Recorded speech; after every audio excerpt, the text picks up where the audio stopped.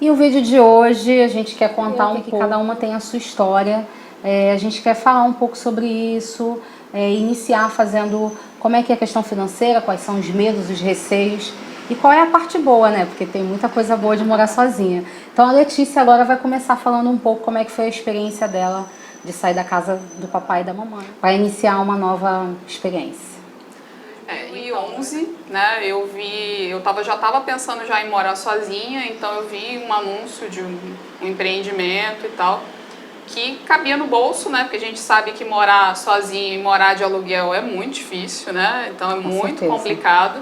Então, na época, a gente estava com o programa Minha Casa Minha Vida, né, num bairro que era acessível, de todas as condições que a gente pensa quando a gente é mulher, porque a gente tem outras condições de mobilidade e outras condições de segurança, né.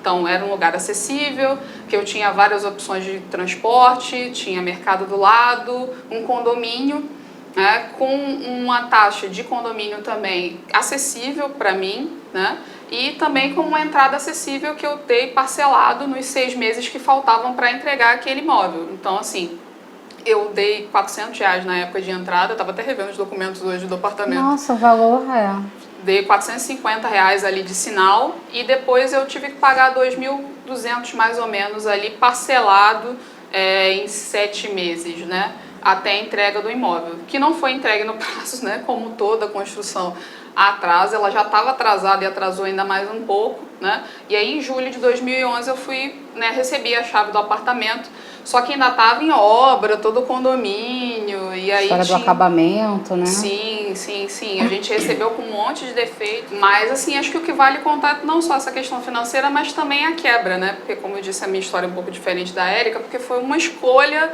de um momento, eu queria morar sozinha, eu tinha 27 para 28 anos na época, eu já há muito tempo queria morar sozinha, e eu não tinha essa coragem de sair da casa dos meus pais. Eu venho de uma família nordestina, muito conservadora, então eu sabia de todos os perrengues que eu ia passar e que eu passei, né? Porque minha mãe não aceitou. Até hoje tem uma resistência muito grande ao fato de morar sozinha. A princípio ela achava que eu ia abandonar eles, que isso não era certo, porque na visão dela, uma mulher solteira ela só sai de casa quando casa, né? Então a gente tem dentro do processo que a gente depende de uma figura masculina para garantir a nossa felicidade, né? Sim, sim. Né? E a independência, né? A gente está sempre vinculada a um homem, né? A gente nunca tem uma independência própria, né?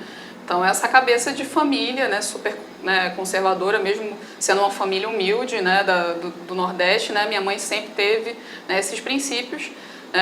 E acho que o que facilitou um pouco o processo também na época foi a questão da minha avó, que era uma pessoa que eu tinha um apego muito grande, já ter falecido, né?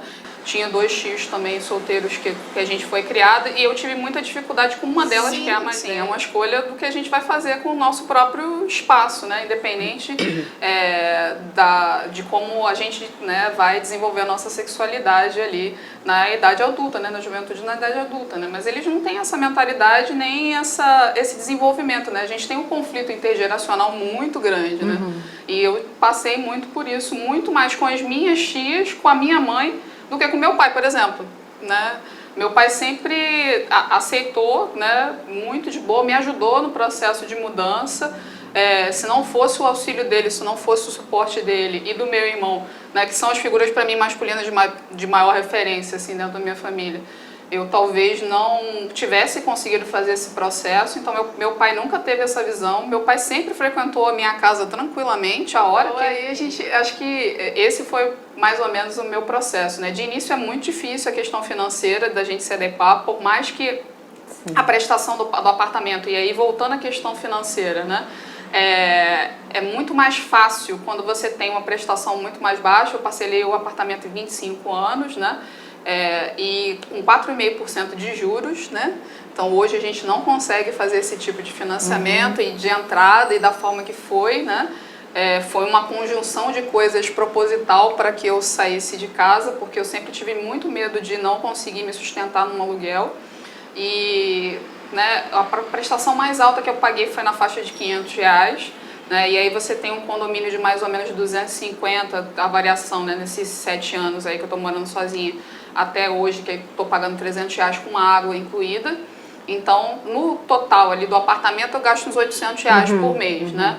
Então esse valor ele cabe né, dentro de um orçamento ali que mesmo eu quando eu estava desempregada eu não consegui manter ainda com dificuldade, né, a gente sabe, mas consegui manter de acordo com os imóveis que a gente tem na Baixada, né, para alugar, que é muito complicado, né. E numa localidade que possa te garantir mobilidade dentro das tuas necessidades de trabalho, de estudo, né? Sim, sim, sim. E era o que a gente estava falando, da segurança, que para mim era o mais importante, né? Porque a gente não fica em casa 100% do dia, né? Então fica tudo sozinho, né? E eu também, com o tempo, né? Tenho uns 4 anos já que eu tenho 2 animaizinhos, então assim, essa coisa da segurança também para mim era muito importante, né? E também, né?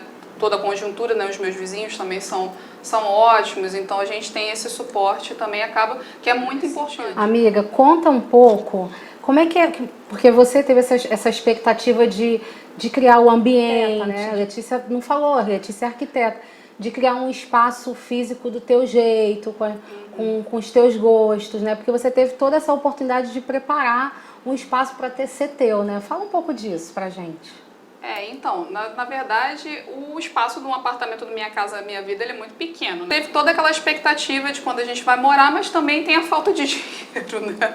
Que é uma condição complicada quando a gente vai morar, porque você já vai dando a entrada, você tem todas as outras despesas, né? Que a gente já tem do dia a dia, que a gente já tinha se comprometido, e você tem as despesas da casa mesmo, gás, água, luz, né? E alimentação, comida, que antes a gente, né, eu morando na casa dos meus pais, eu contribuía, mas eu não, né, pagava integralmente tudo isso, né? Então, nessas condições, né, eu sou de uma linha da arquitetura de minimalista, né?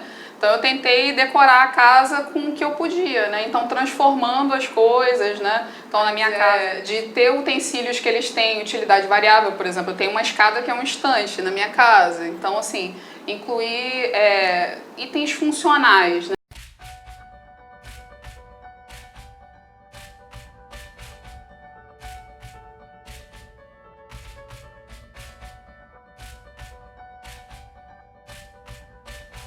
Aos poucos, do jeito que a gente quer, né? De início não deu para fazer muitas coisas, mas aos poucos, né?